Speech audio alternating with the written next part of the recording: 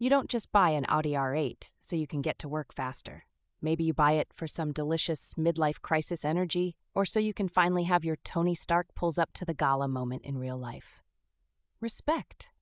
The thing is, the R8 isn't just some dumb, rich person flex.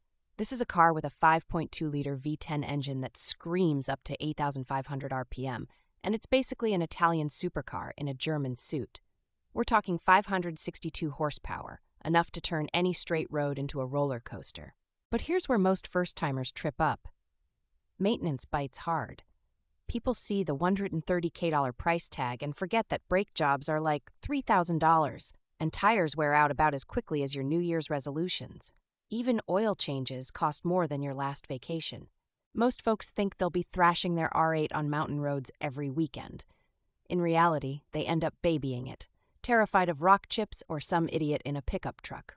If you buy one, expect far more zen car washing and worrying than actual full-throttle fun. Pro tip: always get a pre-purchase inspection, no matter how newish or low mileage it looks. R8s may be pretty reliable as exotics go, but a botched transmission or an overlooked leak can eat your down payment alive. Spend $500 now, save $10,000 later.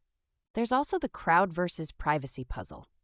Drive an R8 anywhere and you'll get stares, questions, maybe even a crowd at the gas station. My advice, if you want to quietly blend in and not look like the boss from a tech startup, you're shopping in the wrong aisle. Depreciation is another silent killer. A new R8 plummets in value faster than you'd expect, sometimes losing 30% or more in the first 3 years.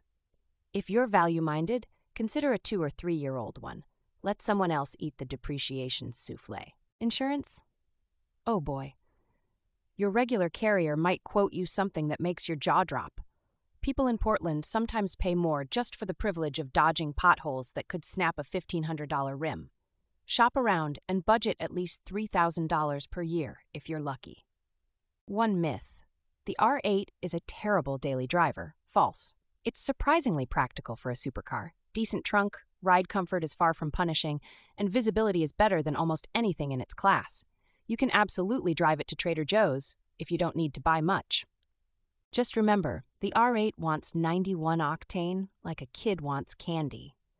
Fill-ups aren't cheap, and you'll get about 16 miles per gallon around town if you're lucky, meaning lucky enough not to be stomping on the throttle every stoplight. If you want to stand out, consider the first-gen V8s.